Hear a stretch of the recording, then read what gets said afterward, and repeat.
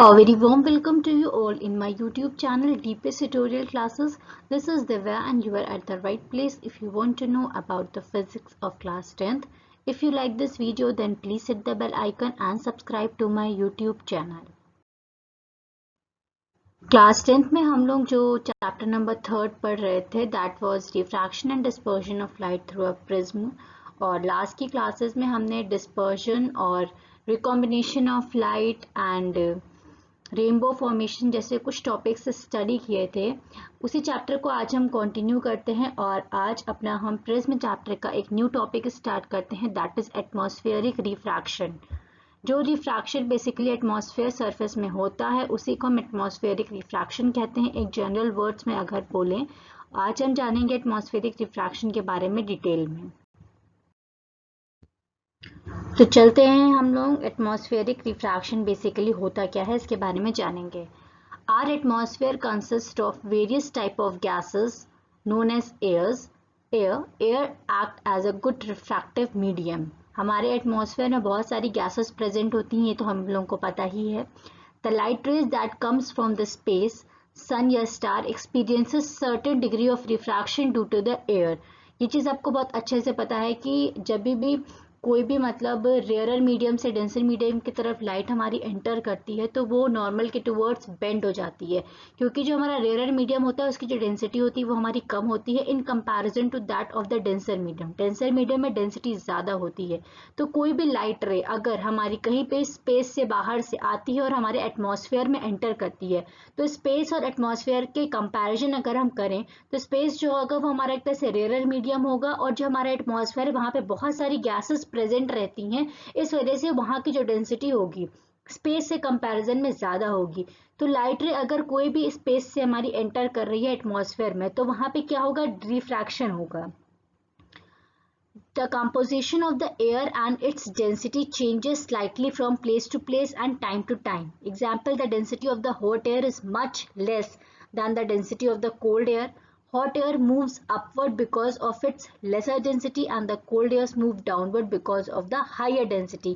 यहाँ खाली यही चीज़ बताने की कोशिश की गई है कि जो hot air होती है वो हमारी अपवर्ड मूव करती है क्योंकि उसकी डेंसिटी कम होती है और जो हमारी कोल्ड एयर होती है उसमें मॉइस्चर के कंटेंट ज़्यादा होते हैं, उस वजह से उसकी डेंसिटी ज़्यादा होती है। तो जो मैंने अभी आपको बताया है ये वही चीज़ है, बस उसको किस तरीके से मतलब समझा जाए वो यहाँ पे एक तरह से एग्जाम्पल बताया गया है। आगे यही चीज़ कही गई है, as a result of refraction due to the atmosphere we does not see the actual position of the space bodies such as sun, moon, stars etcetera. और ये जो रिफ्रैक्शन होता है जब हमारी कोई भी लाइट रे आती है स्पेस से हमारे एटमॉस्फेयर में एंटर करती है तो वहाँ पे रिफ्रैक्शन होता है क्योंकि वो डेंसिटी ज़्यादा है जहाँ पे लाइट रे आ रही है, जिसकी वजह से लाइट जो हमारी होती है नॉर्मल के टुवर्ड्स बेंड हो जाती है। और यही रीज़न है कि जो हमारी एक्चुअल चीज़ जहाँ पे होती है हम उसे वहाँ नहीं देख पाते, उसकी हमें शिफ्टेड पोजिशन दिखने को मिलती है। ये बेसिकली क्यों होता है, क्योंकि ये एटमॉस्फेरिक रिफ्रैक्शन की वजह से होता है।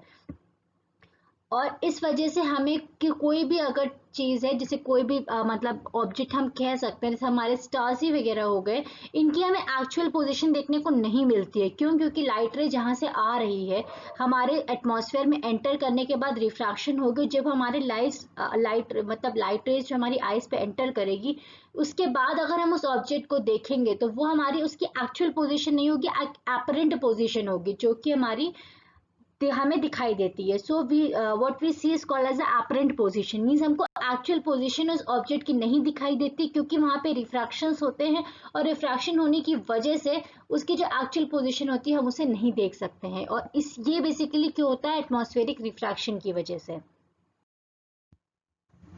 When the light rays passes through the atmosphere having the air layers of different optical densities that refract then diffraction of light takes place. This diffraction of light caused by the Earth's atmosphere is called as a atmospheric refraction. मैंने आपको भी बताया ही है। अब आता है causes of atmospheric refraction. Basically atmospheric जो atmosphere में जो रिफ्रैक्शन होता है उसके क्या causes होते हैं? It is caused by the bending of the light rays when it passes through the layers of the Earth's atmosphere which are of different optical densities. मैंने आपको ये चीज़ बताई है कि जहाँ से लाइट रे आ रही वो रेयर मीडियम होता है, जो लाइट रे हमारे एटमॉस्फेयर में एंटर करती है तो वहाँ पे डेंसिटी ज़्यादा होती है, इसलिए लाइट जो हमारी होती है नॉर्मल के टुवर्ड्स बेंड हो जाती है। जैसे जैसे डेंसिटी नीचे बढ़ती रहती है लाइट रे हमारी, वैसे वैसे डेंसिटी इंक्रीज होती रहती है, उस वजह से वहाँ पे रिफ्रैक्शन और होता रहता है। Since the physical condition of the refracting medium are not stationary, the apparent position of the object as seen through the air fluctuates. और हर जो कंडीशन होती है, हर लेयर पे एटमॉस्फेयर के अलग अलग मतलब एक तरह से अलग अलग डेंसिटीज होती है, जिसकी वजह से उसका रिफ्रैक्टिव जो मीडियम होता है एक तरह से वो भी हमारा स्टेशनरी नहीं रहता है। इसी वजह से हमें किसी भी ऑब्जेक्ट की अपरेंट पोजीशन नहीं दिखाई होती, वो हर जगह हमारी फ्लक्चुएट होती रहती है। बेसिकली जो ट्विंकलिंग ऑफ द स्टार्स होता है वो यही फिनोमिना होता है, जिसकी वजह से जो स्टार्स हमारे होते हैं वो हमें ट्विंकल करते हुए दिखाई देते हैं। एक्चुअली में वो ट्विंकल नहीं करते, जो हमारी लाइट रेज आती है एटमॉस्फेयर में एंटर करने के बाद रिफ्रैक्शन के प्रोसेस को फेस करने के बाद जब लाइट रेज हमारी आंखों पे पड़ती है तो वो हमारा कॉन्टिन्यूसली पार्टिकल्स जो हमारे एटमॉस्फेयर में होते हैं वो कॉन्टिन्यूसली मूव करते रहते हैं रैंडम मोशन। इस वजह से जो हमें स्टार्स दिखाई देते हैं वो एज ए ट्विंकलिंग दिखाई देते हैं, उनकी पोजिशन जो है वो हमारी फ्लक्चुएट होती रहती है। This weaving is thus an effect of the atmospheric refraction on the small scale. Twinkling of stars is the similar phenomena. इसके बारे में भी हम आगे स्टडी करेंगे बेसिकली ट्विंकलिंग ऑफ स्टार्स के बारे में। तो ये हमारा हो गया basically atmospheric refraction.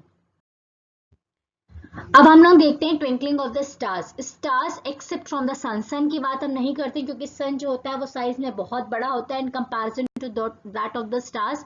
appears as a tiny dots in the sky because they are far away from the earth. अर्थ से बहुत दूर होने की वजह से बहुत ही छोटे छोटे हमें ये टिनी डॉट्स की तरह दिखाई देते हैं। When the light from a far distance distant star enters the atmosphere of the earth, it passes through the rarer to the denser air atmosphere. मैंने आपको बताया ही अभी। Therefore, it suffers atmospheric refraction and the light bend towards the normal. ये चीज लिखी हुई है, बहुत दूर से कहीं से किसी एक distant source, distant star means हम सन कंसीडर कर सकते हैं क्योंकि सन भी हमारा एक स्टार ही होता है, बिगेस्ट स्टार होता है। जब लाइट वहां से आती है एटमॉस्फेयर में एंटर करती है, अर्थ तक आती है तो रेयर मीडियम से डेंसर मीडियम में जाती है, जिसकी वजह से इसमें एटमॉस्फेरिक रिफ्रैक्शन होता है और लाइट जो हमारी है वो नॉर्मल के टुवर्ड्स बेंड हो जाती है। This changes the apparent position of the star for a person viewing it from the earth surface. और इस वजह से रिफ्रैक्शन की वजह से उसकी जो apparent position होती है, मतलब हमें स्टार्स की जो apparent position होती है वो चेंज हो जाती है बेसिकली, ठीक है, जो हम उसे अर्थ से वॉच आउट कर रहे हैं। As the air molecules are in the state of continuous random motion, the random motion of the air molecules keep changing the refractive index in weighted atmospheric refraction. और जैसा कि एयर जो molecules होते हैं वो स्टेशनरी तो होते नहीं है, अपनी पोजिशन चेंज करते रहते हैं, रैंडमली मूव करते रहते हैं। इस वजह से उनका जो रिफ्रैक्टिव इंडेक्स होता है जो हमारे एटमॉस्फेयर रीजन में वो पर्टिकुलर मतलब हमेशा चेंज होता रहता है, को टाइम टू टाइम वो चेंज होता रहता है। This continuously changes the apparent position of the stars for a person viewing it from the earth surface, making it twinkle. और इसी वजह से जो stars की apparent position, जो actual position होती है वो change होती रहती है। जो persons उसको अर्थ से देख रहे हैं वो continuously changing position होती है, इसलिए हम लोगों को जो स्टार्स होते हैं वो ट्विंकल करते हुए दिखाई देते हैं, पहले जलते बुझते इस टाइप के होते रहते हैं। तो बेसिकली वो स्टार्स में ऐसी कोई प्रॉपर्टी नहीं होती है कि वो एकदम से शाइन करने लगे, एकदम से डिम हो जाए। ये जो एटमॉस्फेरिक रिफ्रैक्शन होता है इसकी वजह से ये चीजें होती हैं।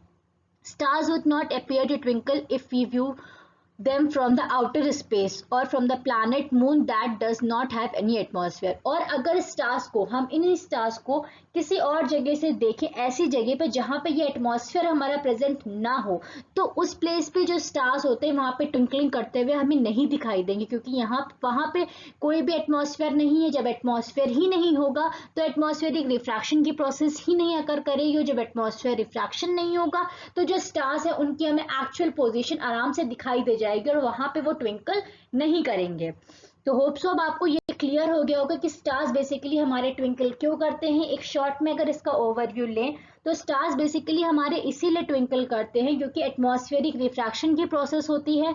एटमॉस्फेरिक रिफ्रैक्शन की प्रोसेस ये होती है कि लाइट हमारी कहीं पे भी स्पेस से आती है, एटमॉस्फेयर में एंटर करती है, रेयर से डेंसर मीडियम में जा रही है, नॉर्मल के टुवर्ड्स हमारी लाइट बेंड करेगी और इसी तरीके से बेंड होती जाएगी, क्योंकि जैसे जैसे हम नीचे बढ़ते जाते हैं जो हमारी एटमॉस्फेयर की डेंसिटी होती है वो भी हमारी बढ़ती जाती है। इसकी वजह से कॉन्टिन्यूअस उसमें रिफ्रैक्शन होते रहते हैं। तो यही हमारी एटमॉस्फेरिक रिफ्रैक्शन की प्रोसेस होती है। और स्टार्स जो होते हैं कहीं बहुत दूर होते हैं, एटमॉस्फेरिक रिफ्रैक्शन की वजह से जो हमारी डिस्टेंट स्टार की हमारी जो एक्चुअल पोजीशन होती है वो हमें नहीं दिखाई देती है, क्योंकि एटमॉस्फेरिक रिफ्रैक्शन कॉन्टिन्यूसली हो रहा है, मॉलिक्यूल्स हमारे कॉन्टिन्यूसली एटमॉस्फेयर में रैंडमली मूव कर रहे हैं और इस वजह से वो हमें ट्विंकलिंग करते हुए दिखाई देते हैं। स्टार्स को कहीं हम बाहर जगह से देखें जहां पे एटमॉस्फेयर प्रेजेंट नहीं है तो वहां पे हमारे स्टार्स ट्विंकल नहीं करेंगे, एज इट इज अपनी एक स्टेशनरी पोजीशन पे हमें दिखाई देंगे। अब एक क्वेश्चन माइंड में अराइज करता है कि अगर ये स्टार्स ट्विंकल करते हैं तो जो हमारे प्लैनेट्स हो गए, मून हो गया, मून क्यों नहीं ट्विंकल करता है? तो इसका सबसे बेस्ट आंसर यही है कि ये सब इसलिए ट्विंकल नहीं करते क्योंकि इनका जो साइज होता है वो बहुत ही ज्यादा लार्ज होता है in comparison to that of the stars. तो इस वजह से इनमें जो ये प्रोसेस होती है वो हमें इतनी ज्यादा मतलब दिखाई नहीं देती है, बहुत ही ज्यादा माइन्यूट होती है, इस वजह से वो हमें अपनी एक्चुअली स्टेशनरी पोजीशन पे ही दिखाई देते हैं। हम लोग देख लेते हैं इसका आंसर क्या है। Because they are of larger size and much closer to the earth and the light coming from these bodies have comparatively more intensity. जो हमारे ये मून होते हैं, स्टार्स हो, प्लैनेट्स हो गए, ये सब हमारे स्टार से कंपैरिजन में बहुत ही ज्यादा लार्ज इन साइज होते हैं और अर्थ से पास होते हैं स्टार्स के कंपैरिजन में, और इसलिए जो लाइट इनकी तरफ से आती है उसकी इंटेंसिटी इतनी ज्यादा होती है। They are considered as a collection of the large number of point size sources of the large number of point size source of the light. ये हमारे बेसिकली जो स्टार्स हो गए, एक टिनी डॉट कॉम एक स्टार सपोज करें तो जो हमारा मून हो गया, जो प्लैनेट्स हो गए, ये इन बहुत सारे टिनी डॉट से कंपैरिजन से बने होते हैं, मतलब कॉम्बिनेशन से बने होते हैं। तो इस वजह से हमें जो ये प्रोसेस इसमें अकर होती है ये हमें दिखाई ही नहीं देती है और ये हमारे ट्विंकल नहीं करते हैं। The total variation in the amount of the light entering our eye from all the individual point size will average out to be zero. Due to this reason the twinkling effect is not noticeable. ये बहुत large in size होने की वजह से, बहुत पास होने की वजह से इनमें जो ये प्रोसेस अकर करती है वो हमें दिखाई नहीं देती है। अब हम ये देखते हैं एक ओवरव्यू कि मैंने आपको जो बताया कि ये जैसे हमारा एक्चुअल स्टार है, लाइट रे आती है, आने के बाद यहाँ पे एटमॉस्फेयर में एंटर करती है, रिफ्रैक्शन होता है, फिर अंदर आती है और रिफ्रैक्शन होता है, जैसे जैसे डेंसिटी बढ़ती जाती है और रिफ्रैक्शन होता है। इसमें लिखा भी है increasing density and refractive index, जैसे जैसे वो डेंसिटी इंक्रीज करती है रिफ्रैक्टिव इंडेक्स इंक्रीज करता रहता है।